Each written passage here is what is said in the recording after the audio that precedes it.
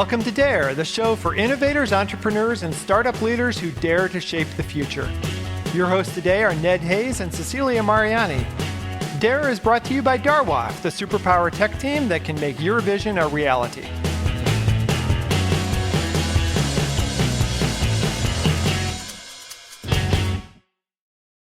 Well, the Dare podcast is really happy to welcome Rick Turoczy to the podcast. He's been in Portland for over 25 years. He's the founder of Silicon Florist, and he's also the co-founder of the Portland Incubator Experiment, and also the co-founder of Build Oregon. Rick has been hugely helpful to a number of startups and larger companies as well in the Portland scene. So really happy to have you here to talk about all things startup and Portland today. Thanks, Rick.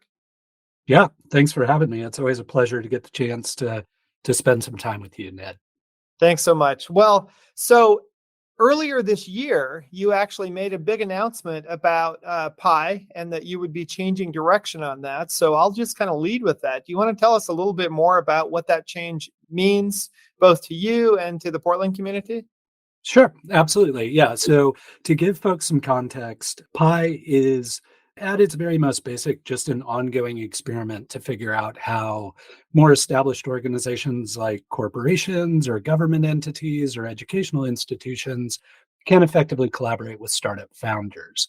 And over the course of the past decade or so, that program has taken the form of a startup accelerator. So very short-term engagement with a cohort of startups, highly intensive mentorship, really just helping founders figure out if they have a viable idea to pursue. And we focused originally in SaaS, kind of web-based, mobile-based products that then expanded to also include hardware or manufactured objects. And then most recently, we've really started to focus on consumer products like food and beverage, apparel, beauty, those kind of consumer products. And the change that's occurred for Pi primarily has to do with SaaS businesses. And we've really discovered in the community is that, you know, an accelerator might not be the tool the community needs right now at this point in time. So we're seeing some different dynamics coming out of the pandemic than we saw prior to the pandemic. And so our thinking was, rather than continue to try and force this model on a community in a way that might not be helpful, maybe we press pause and step back and reassess what's going on in the community to figure out what kind of support web-based community needs at this point in time. Because I think any community is trying to figure out what we're doing now in the new modern world of post-pandemic stuff, but also specifically for Portland, which, if folks don't know, is kind of wedged between two major tech communities of the Bay Area and Seattle. And so we have some unique dynamics that occur in our community because of how close we are to those other two communities. So we're just trying to figure out what the community needs and how we can most be helpful in the coming years. Right. And Portland does occupy that kind of unique place. And it's also always followed the beat of its own drummer. We have a very food and beverage culture here that you don't really have in some other places. We also have a real kind of do-it-yourself ethos. I'm curious if you could speak to kind of the uniqueness of Portland and what Portland brings to the table. Happy to. Yeah, it is a unique place. And I think, I often refer to it as a couple ways. One, it's kind of the land of accidental entrepreneurship. Like I don't think there's like a lot of necessarily proactive entrepreneurial drive here, but there are people who kind of stumble into great ideas because there's such a supportive community here. Right. And then I think the other dynamic that is more of the challenge is I always refer to us as having an aggressive humility as a community. That people, they're not tooting their own horn, they're not making a big deal about what they do, but they're often doing things that are very compelling and innovative. They just don't tend to brag about them a lot. Right. So we have those two dynamics kind of like conflating with one another, it makes it a really interesting community to try and work with entrepreneurs and founders for sure. Absolutely. But you have had some amazing successes. Speaking of people who are humble and yet have accomplished great things, I think especially of Matt Ellis, who founded Cloudability, and he now Hmm. has founded a new company, 60. I also think of Urban Airship Hmm. that came out of this community. I know New Relic is based here as well. Could you speak to some of the successes that you've seen here? Yeah, and we've seen them kind of across the board. I think, we really focused on technology early on. So yeah, the ones you mentioned, like Airship and Cloudability and Simple, which was an early player in consumer banking, our our we used to have a physical location, and that location hosted any number of companies as well as regional folks who were working for other companies. So we had part of Twitter's engineering team there for a while, or we'd have the Pinterest folks in town come over and hang out from time to time. So we had our brushes with much larger tech Yeah. tech companies as well. But in the more recent time, we've seen far more success on the consumer product side. I think the most recognizable one for folks is probably Pan's Mushroom Jerky, which was a Shark Tank contestant and is, in Costco. You've probably encountered their product, but we're seeing more and more of that consumer product activity, Mhm. but pursuing really a venture scale traded sector kind of product pursuit. Right, right. And one thing I notice about you, Rick, is you talk about we, and you mean the larger community here. It's not one particular organization, it's not one particular like sector, it's not even one particular investment fund. You think in terms of a broader we. So Hmm. along with that kind of idea of being a larger community, you've also been really involved in Built Oregon Hmm. from the very beginning, I believe. Yep. And so, how does Built play into that kind of we-ness here? Yeah, I think the we-ness of Built was really focused on my co-founder, a guy named Mitch Doherty. His kind of hypothesis is Oregon is the Silicon Valley of consumer products. We have Nike's headquartered here, Adidas North American headquarters is here, Columbia, Tillamook, which is $1 billion co-op around cheese and ice cream and those kind of things.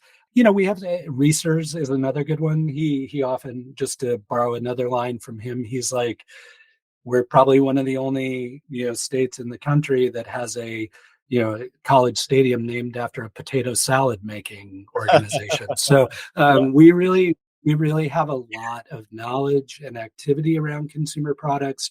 As startups have become more a part of popular culture, we've seen more and more of those consumer products folks kind of enter the fray, and that's really where Built has been focused. So rather than saying, oh, you're a footwear startup, let's get you engaged with a lot of footwear startups, or you're a new brewing startup, let's get you involved with the beer and craft groups. We're more like, how do we get all the consumer products people talking to one another and supporting one another, because their experiences and their knowledge can cross disciplines really easily. Like pretty much every consumer product company experiences very similar issues, regardless of what their end product happens to be. Mhm. Right. So sometimes I've received questions from people who haven't done a startup before of why would you talk to another company? Or because they're tackling a different problem than you're tackling, or a different market. But the cross proliferation of knowledge is really what leads to excellence. So you've seen this a lot. I mean, do you have any stories about how one company has learned from another, perhaps? Well, I think I encounter that most in our kind of corporate collaborations, where we often have, like, for example, Autodesk is one of our partners currently, and we often have people say, I've never worked in a startup. Why would I be helpful at all? And Right. what I have to remind folks is, what seems like common sense to you is a complete revelation to most startup founders. So, like, even your most basic thinking about finance or marketing or product management is going to be something that can really change the trajectory for a founder who might not have experience in that area. And so I think that's where we've seen really people having a huge impact, even though they don't think that they have anything to offer to the startup community. And so that's one of the things where I think you look at a company in the same space as Autodesk, and there might be a reticence for them to communicate. But what you realize is there's often an opportunity for collaboration and knowledge sharing that sidesteps that kind of competitive nature of Right. the industry. Right. It goes the opposite way too, that large companies learn from startups. They learn Yeah. how to be more nimble. They learn how to see the market different. That they learn new ways of approaching the problem. I know when I came into Intel, I was at Intel for a number of years. I had just come off of two startups, and my behavior was very different from somebody who had been at Intel for 30 years. They were just Yep. two paths to the same goal, but we just had different behaviors. And so we learned from each other. Totally. Yeah. When we began this project as an experiment with a company headquartered here in town called Wyden and Kennedy. And Mhm. if folks aren't familiar with Wyden and Kennedy, they're the ones who came up with Nike Just Do It. They're the Old Spice guy, new Colonel Sanders. They deal with a very, very big brand advertising. And their concern was, oh, if you introduce our folks to these startups, they're going to be so enamored of the startups that they're going to jump ship and go work with them. And as you could probably tell, Ned, like the exact opposite happened. Like what happened was they'd be exposed to startups and they're like, no, that's fine. You keep doing what you're doing. I think I'm going to go back to my job at WK and like keep my doing my my thing. safe my safe easy job where I don't have to switch hats 12 times a day. Right. Yeah, Exactly. yeah. Well, so you've changed course with Mhm. Pi, and you're still very involved with Built with consumer products. So I guess I'll just jump ahead. You did Pi for a long time. Things changed there, and the market changed. So I'll just ask you the big question of where's the startup world going? What Yeah. especially in the age of AI and past the age of social media, I think, and maybe we're all getting over blockchain. What's happening next?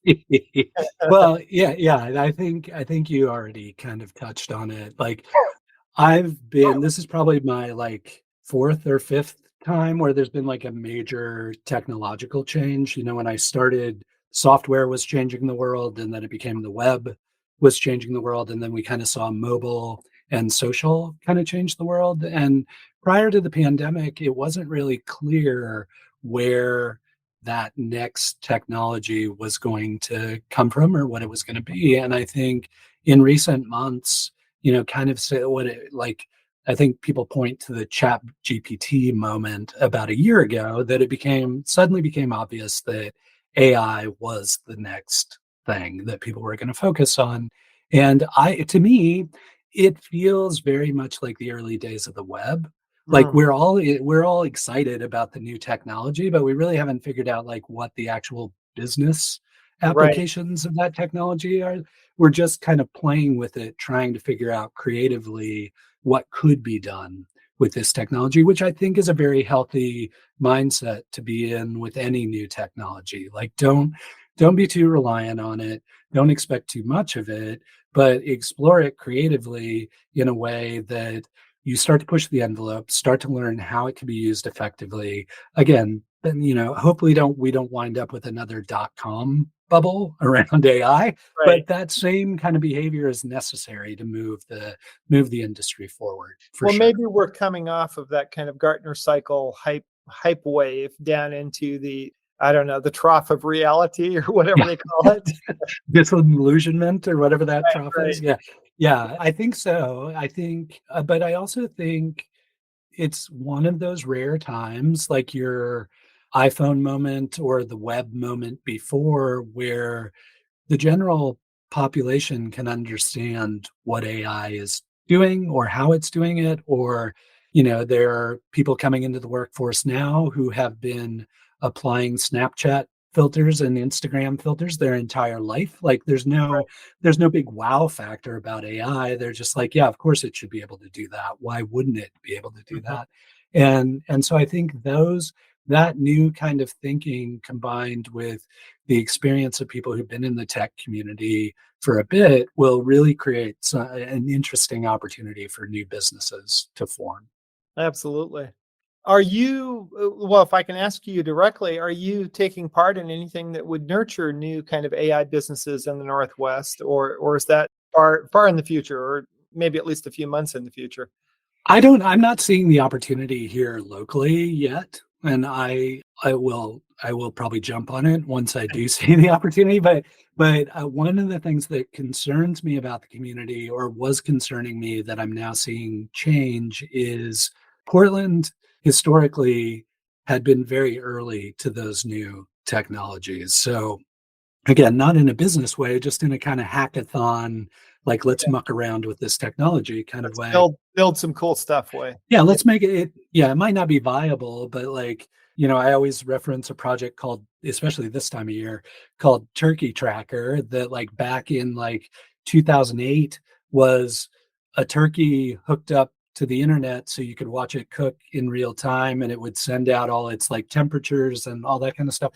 But, like, silly stuff like that, that folks would try just because they could, and I wasn't seeing that level of experimentation around AI until just recently. But now that's starting to happen. I'm very hopeful that the community quickly comes to some more, business applications or consumer applications of AI that could lead to some very promising companies around here. And once we're at a point where there's a community like that that needs support, I think you can be sure that Pi will be interested in supporting that community. got it. Okay. So I know recently in the news here in Portland, there were some moments, some gatherings of people across the spectrum in Portland thinking about how to regain our place in the sun after some really bad press during the pandemic, and how to not necessarily revitalize Portland, but how to get Portland back in the national conversation in a positive way. So I'm Mhm. curious if you have any thoughts about those efforts and what those efforts could mean. Yeah, I think it's the positive of that whole thing is it's great to see more folks getting engaged in that conversation and more folks collaborating around what that potential solution or solutions may be. I will say that, you know, I always encourage people, like, go watch some old Gus Van Sant films and you'll see how gritty Portland was not so long ago. So Yeah. we've been in these positions before, and we've managed to build a really interesting culture out of those opportunities. I think this time around, I'm most heartened to see the diversity of voices in the conversation. I don't think I'm telling anybody any secrets that Portland is the whitest city in the United States. And I Mhm. think what's been missing for the longest time is other voices beyond the white folks here, and we're Mhm. starting to see more activity across the board. Latin, Black community, Asian communities, like everybody being involved in the conversation. And I think that's a critical part of the next instantiation of Portland, is that everybody is contributing to that vision and creatively working toward solutions to make something interesting happen. Right, right. I think that's so important. One thing I found really interesting too is that some people saw the pandemic kind of isolation and having to be on Zoom all the time as a step back. But for some communities, it was a step forward because their voices were on the same level suddenly. Mhm. They Yep. didn't have to have access to the room or the person. They could show up at the Zoom call, or they could Yep. show up to the meeting, and nobody cared that they did not live, in the center of the city, or, have a cool Silicon Valley address. They showed up at the Zoom meeting and people listened to their voices. So, Yep. so I've heard that as being kind of a leveling aspect that I hope we don't lose, a leveling aspect in a good way.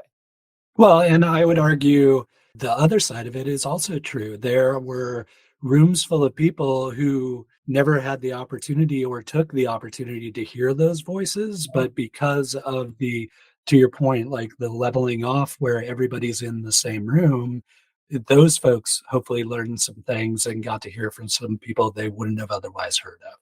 Right, right. Just a small example of this is I signed up this year to work at this company, Darwaft, that is based out of Argentina. And Mhm. I think in pre-pandemic times, I would have had a lot more questions about it. But now I'm with my teammates on a Zoom call or on Slack, and it feels just like they're in the next room.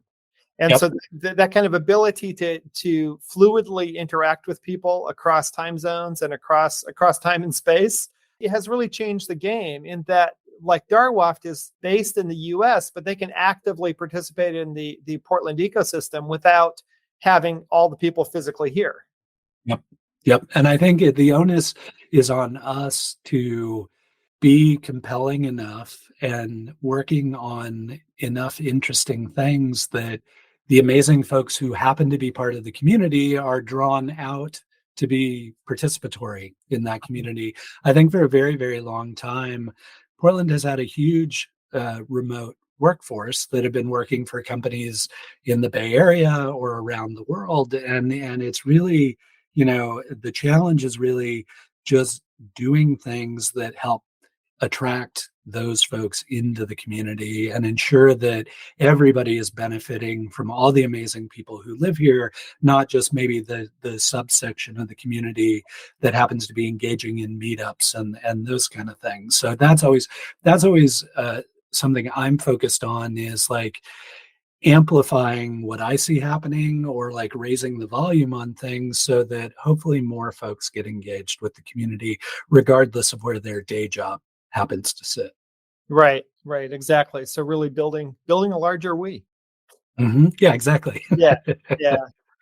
Yeah, well, one thing that I think could change in Portland for the better is the investment community. I think that Oregon Venture Fund has done a stellar job here. Mhm. OEN has actually helped birth different things like Angela Jackson works on the Oregon Seed Fund. A number of different things have come up here, like the BLM Fund now, the BFM Fund, I should say. Yep. Yep. Um, and so those are here, but compared to like Silicon Valley, we're really dwarfed in terms of investment. So, any thoughts about how the investment structure could change here, or how we could end up with a larger venture community here?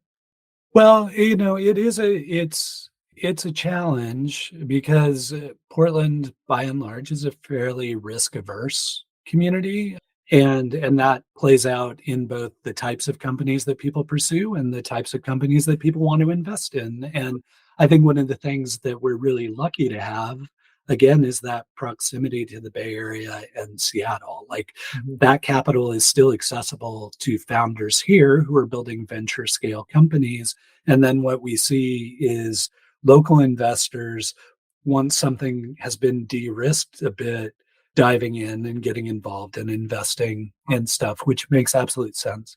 I think where we could really put more time and effort is into those folks who may have the capability, capacity, and risk tolerance to be investors in the community, but just don't even recognize that that's an opportunity for them, that they are under the presumption that you have to be Mark Cuban on Shark Tank to be putting angel money into a company, when in reality, a $5,000, $10,000 check could completely change the trajectory for an early stage founder. So Right, it I could really think make a difference.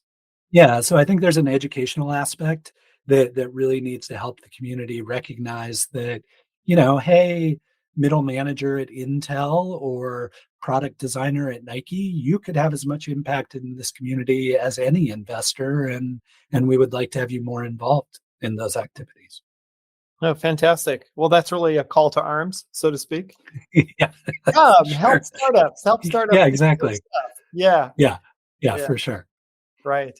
Well, I've really appreciated our conversation. Thank you for this. Of course. We do have one big closing question, which is as you look at what you're doing in life and in work, what do you dare to dream? What kind of future are you making possible? Yeah. Wow, that's a great question. I'm really dreaming about the next version of Portland, and not even dreaming about that from I've been very focused on business for most of my career here, but I'm really looking at kind of dreaming about the social fabric of our community and really building something that can remain foundational as we go through these cycles. I think when we become so focused on social and community activity being predicated on business, the Mhm. dissolution of those businesses causes the dissolution of that community. And if we can start to focus more on the social fabric, the connectivity we have with one another, the commonality and differences that we have with one another, that's going to make us a more robust community, regardless of what happens to us from a business perspective. So that's really what I'm dreaming about now is like, how do we help start that process so that 30 years from now, a pandemic or an economic downturn doesn't have the same effect it does today for our community? Right. So building a community that is more resilient, more connected, and that is not built around just what do you do, but how do you show up for the larger community. Exactly. Yep. Yeah. Well, thanks, Rick. Great to talk with you. Of course. Thank you.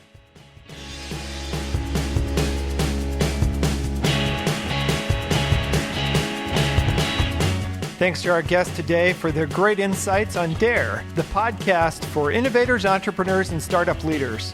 If you'd like your story to be featured on DARE, just contact us at info@darwaft.com. DARE is brought to you by Darwaft, the tech team that can make your vision a reality.